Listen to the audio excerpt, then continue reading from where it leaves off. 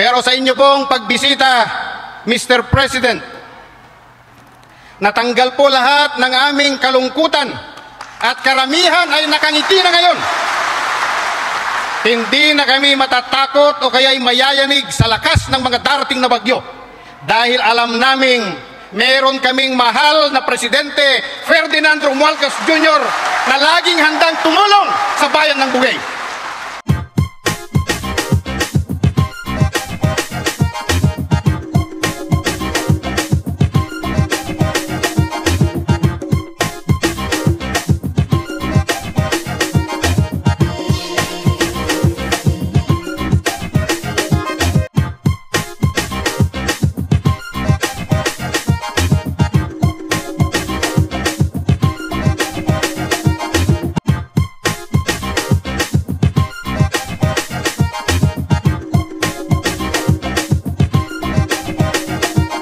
Ferdinand R. Marcos Jr., the 17th President of the Republic of the Philippines, our honorable secretaries of the different departments. Of course, I would like to especially mention Secretary Katrina Ponce Enrile of CESA. The presidential sons are also here. Governor Manny Mamba, Vice Governor, fellow mayors, and all other public servants who are here. Amak inak ken kakabsat ko ida na imbag nga agsapat tayo amin apo. We welcome you, Mr. President, to the municipality of Bugey, the crab capital of North Luzon, Philippines, having been officially declared recently by the Department of Agriculture by virtue of an administrative order number 8 series of 2024. And we are also the home, Mr. President, of 3 agriculture and fisheries festivals. And we aim to get the attention and support of the national government agencies. And this is also to promote our tourism livelihood. And especially, this is a support to the food security program of the President. Gusto po namin dito sa bayan ng Bugey, sagana ang seguridad sa pagkain ng aking mga kababayan. At kung matutulungan kami ng mga iba't ibang ahensya, hindi lang po dito sa Bugey, kung hindi rin sa mga karatig bayan, at dito sa probinsya ng Cagayan, makakatulong kami sa seguridad ng pagkain. Mr. President, the municipality of Bugey is a small agriculture and fishery town. But we are proud to tell you that the Antiporda mayors have established 5 public secondary schools geographically scattered in the municipality to make sure that at least the minimum educational attainment of a young Bugeyano is to finish senior high school. And later on, we pursue for a tertiary school to have more fisheries and agriculture experts na makakatulong namin sa pag-aalaga at pagpapalago ng mga fisheries at agricultural resources ng bayan ng Bugey. Mr. President, dahil po dito sa mga bagyong dumaan, lalo na ang mabagsik na si Marce, kami po ay nalulungkot dahil sa mga pinsalang idinulot nito, lalo na sa Licerio Antiporda Senior National High School, kung saan may desisyon na ang Department of Education na umpisa sa Lunes, alternative delivery modalities na ang paiiralin, kung saan ay ito lamang ay para sana sa mga out-of-school youth. Dahil natatakot po ang Department of Education na mahulugan sila ng mga debris ng mga yero natin sa mga schools at ng mga steels na nagkandasira-sira sa bubong ng mga eskwelahan natin. Pero mas gusto pa rin sana namin na mahubog ang ating mga estudyante sa loob ng paaralan para sila ay may handa sa pagpunta sa mas mataas na antas ng edukasyon. Pero sa inyo pong pagbisita, Mr. President, Natanggal po lahat ng aming kalungkutan at karamihan ay nakangiti na ngayon. Hindi na kami matatakot o kaya'y mayayanig sa lakas ng mga darating na bagyo dahil alam naming meron kaming mahal na Presidente Ferdinand Romualdez Jr. na laging handang tumulong sa bayan ng Bugey. When Senator Amy visited Bugey in November 2022, I showed her a picture of then President Ferdinand Marcos Jr. together with my late grandfather, then Mayor Licerio Antiporda Sr. And I told Senator Amy, when President Marcos ran in 1965, Bugey gave him a 100% vote in this municipality. And then Senator Amy said, I remember Mayor Antiporda, he was visiting my dad in Ilocos noong panahon na yan. And then Senator Amy got the picture of my grandfather and President Marcos, and then she wrote a note. Manipud idi ingana tatta, mula noon hanggang ngayon, Marcos and Antiporda pa rin ay magkasama. And the meaning of this, Mr. President, is that Bugey, ang balwarte ng mga Antiporda, Bugey din ang balwarte ng mga Marcos dito sa norte. And with that, agyaman kami, Apo Presidente, ti umay mo pinang bisita, kadagito kalugaran mi, dahito'y ili mga Bugey, Diyos tagngina po.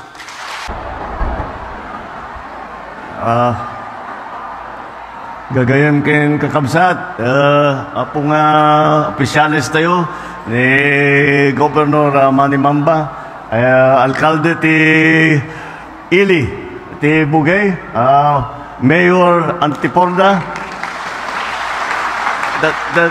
That means we are already the third generation ng pagsama ng Antiporda at saka Marcos. Gagayam kay kakabsat na imbag nga bigat yu apo.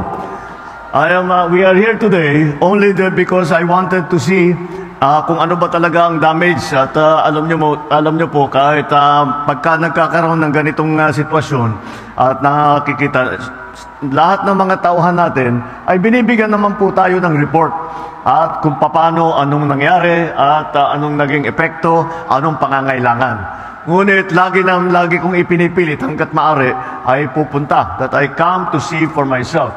And not only myself, I have brought with me, of course, the other cabinet secretaries. Dahil po, pagka ganito, nasalanta na ganitong napakasama na bagyo, ay hindi kayang gawin lahat ng kailangang gawin ng iisang departamento lamang. Kaya nandito po, sabihin ko, kasama ko natin po si Sec Manny Bonoan ng Department of Public Works and Highways. Andito rin po, dahil nga marami pong kagaya ng nabanggit ni Mayor, maraming mga nasira. Ang naging problema sa Marce is that hindi kagaya ng mga nakaraan. Ito ay may tubig, malakas pa rin ang ulan, ngunit ang talagang nagkaroon ng damage tayo dahil sa malakas na hangin. At inabot na, malapit na yung report na natanggap ko, yung wind velocity na umabot dito, malapit na sa Yolanda dahil umabot ng 240. Ang Yolanda 260 with gustiness of 300 and plus. So, nandun na sa super typhoon na category. Kaya nakakaabala. At kaya naman, nung nakita ko yung mga report, pati yung mga picture na pinadala sa akin, nakita ko talaga, yung damage was from the wind, nagliparan ng mga bubong, at yun na nga. At dahil nga, isa doon, dahil napakahalaga ng ating mga evacuation center na ginagamit natin sa mga eskwelahan, yung pa rin ang nasira, kaya't sinama ko na ang ating DepEd Secretary Sani Angara para makita niya kung ano bang mga kailangan gawin. Ang nauna ngayon dito, nauuna lagi sa ating mga disaster ay natural ang ating DSWD Secretary Rex Gatchalian. At dahil kailangan na natin ibalik kaagad lahat ng mga facilities, lahat ng communication, pati na ang kuryente, lahat ito, hindi lamang dito sa Bugay, sa Cagayan, kung hindi doon din sa amin, doon sa Ilocos Norte, meron din kaming tinamaan. Kaya sinama ko po DICT Secretary Ivan Uy. At siyempre, nandyan din si Secretary Katrina. Who is, siyempre, siyang unang laging pagka may problema dito sa inyo, siyang laging unang nagre-report sa akin. At sila ni JPE. At alam niyo, the former Senator, Senate President, and now Secretary, is the legal counsel to the President ngayon. Kinuha ko po. Sabi ko, kailangan ko ng legal counsel, kailangan ng abogado ang Pangulo. Siya ang abogado ng Pangulo. At sabi ko, mag-appoint ako ng abogado ng Pangulo. Kailangan makuha ko yung pinakamagaling na kaya kong kuhanin. Wala nang gagaling. Johnny Ponce Enrile. Kaya saan kinuha ko na ating legal counsel. Andito rin po ang ating Secretary Anton Lagdameo. Siya po ang assistant natin at tumutulong sa lahat. At lahat po ng mga iba't ibang ahensya ng pamahalaan ay sinama ko na. Dahil ang lagi namin ginagawa, pagkabagyo, pagkasalanta, pagka may magkaroon ng disaster, ay lagi namin sinasabi, hindi kaya ng isang department gawin lahat. At kaya ang tinatawag namin, ginagawa po namin ay what we call the whole of government approach. Ibig sabihin, lahat ng iba't ibang departamento na kahit papano ay makakadala ng tulong at makakatulong para mabigyan ng relief, para ma-rescue ang ating mga tauhan, para mabigyan ng relief. At ngayon dito sa Cagayan, ang dapat talaga natin tignan ay ang reconstruction. Dahil sa public infrastructure, okay naman, not so bad. Pero yung mga private na mga tirahan, yun na nga, nasira. Kaya yun ang tututukan natin. Ngayon, kasama dyan, dahil na maraming nasira na bahay, walang matirahan ng ibang tao, kahit papano, kailangan pa rin natin mag-provide nitong relief goods. Kaya nandyan po ang DSWD, tuloy-tuloy ang pagbigay ng relief goods. At titignan po natin kapag medyo bumaba na yung tubig kung ano ang kailangan gawin sa ating mga manalon. Dahil meron ting damage. Mabuti rin nakapag-harvest na tayo dito. Sa amin nakapag-harvest na kami. Kakatanim lang eh. Hindi, buti na lang yung timing, hindi yung bago aani, nakapag-ani na tayo. So, kung yung season na susunod ay kaya pang habulin. Kaya kahit papano ay meron tayong magagawa upang tulungan hindi lamang ang ating magsasaka, kundi pati na at ating mga mangisda, lahat po ng mga nasira. Kaya nandito naman ako, mukha naman pong maayos ang ating relief operation. At umikot po kami ng helicopter, tinignan po namin na mabuti at mukha namang ang inaalala ko on the seafood yung seafood growers na mga nasira yung kanilang mga beds. So that's what the DA will look into. Not so much crops, pero yung fisheries niyo dahil crab capital kayo ng Pilipinas eh. Marami naghahanap buhay dyan sa ganyang klaseng negosyo. And so we have to do everything that we can para i-restore kaagad dyan. But I think the damage because it has been because of the wind nasa dagat naman medyo bawas ng konti pero meron pa rin tayong kailangan na ayusin. So yan po ang aming sadya and that is why we have come here. Hindi ko nakalimutan, sinama ko na rin po yung dalawang anak ko. Andito po yung aking dalawang anak ko, yung pangalawa ko si Simon. Show yourself. At saka yung aking bunso na si Sandro. Si Vincent. Hindi, naiisip ko kasi si Sandro. Ito si Vincent, nagkamali ako. Ang bira ito, panong klase kang ama. Nakalimutan mo yung pangalan ng anak mo. Iniisip ko kasi, ang explanation si Sandro, si Congressman Sandro, wala rito dahil iniintindi niya ngayon, ang tinamaan sa Ilocos Norte ay pagod po hanggang pababa, hanggang pasukin.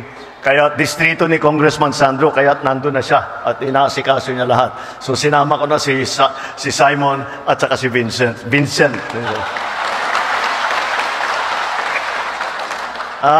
Yun lamang po, yun po ang aming sadya. Asahan ninyo na hanggat merong pangangailangan, ang ginagawa namin, hindi namin sinasabi, after 1 week, aalis na kami. After 5 days, aalis na kami. Hanggat kailangan nyo kami rito, may iwan kami rito. Hanggat kailangan yung mga na-displace, na nasira nga ang bahay, walang tirahan, kahit kung nasa evacuation center man sila, o nasa bahay ng kanilang kamag-anak o kaibigan, mag-provide pa rin kami nitong relief goods, tuloy-tuloy pa rin, hanggat makabalik na sila sa kanilang mga bahay. Kaya nandyan naman po lahat ng ating mga opisyal, basta't may pangangailangan pa kayo, ipaabot ninyo sa amin. You have the regional and provincial offices of the different national agencies.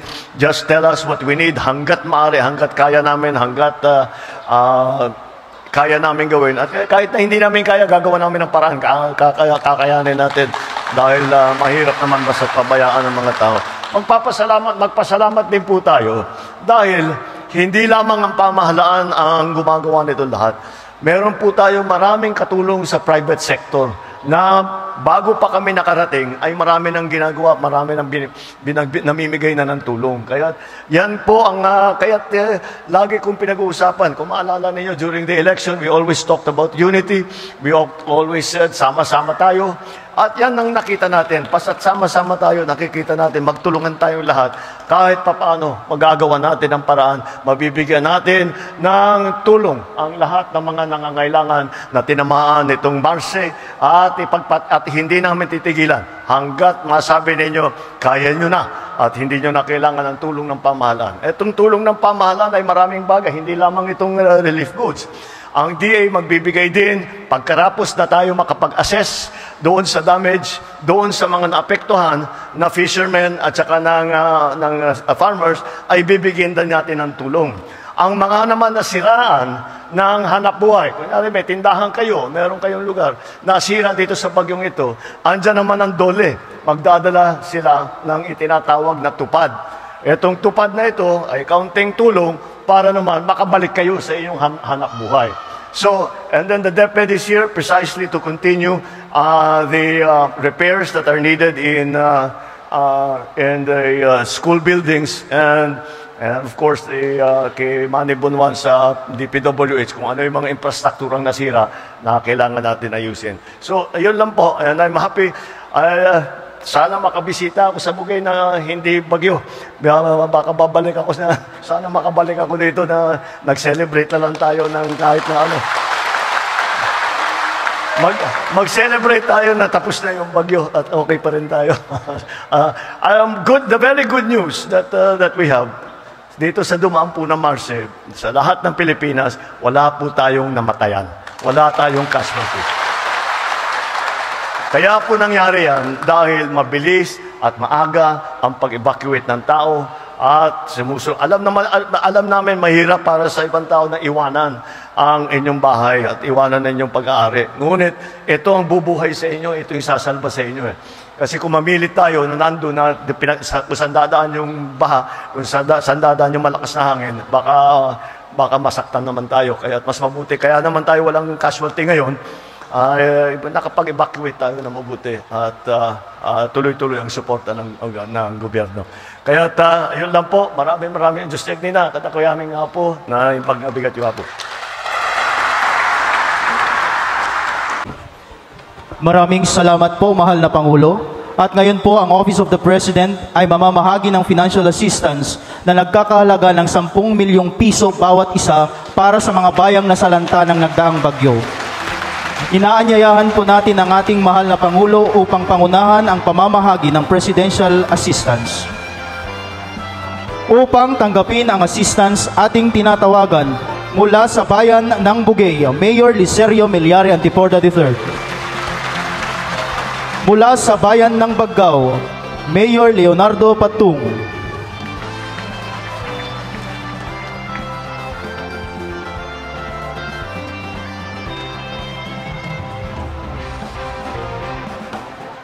Mula sa bayan ng Santa Ana, Mayor Nelson Robinion.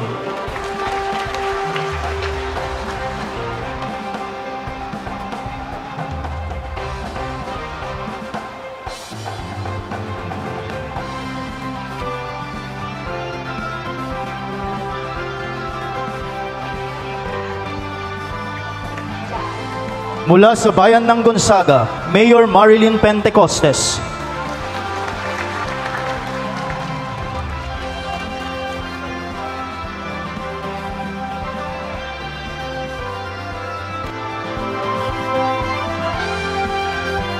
Mula sa bayan ng Apari, Mayor Brian Chan.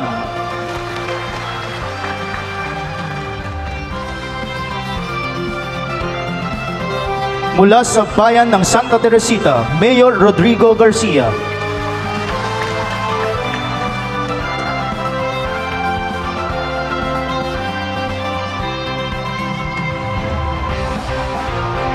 At mula sa bayan ng Sanchez Mira, kumakatawan kay Mayor Abe Bagasin, Liga ng mga Barangay President sa Bino Cocos.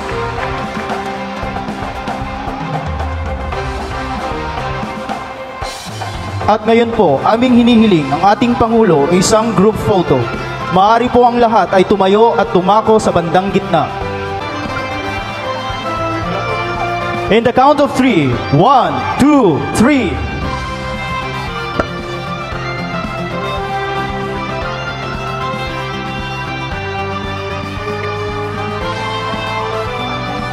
Maraming salamat po. Dito na po nagtatapos ang ating programa. Nagpapasalamat po tayo sa ating mahal na Pangulo sa pagbisita at pamamahagi ng Presidential Assistance.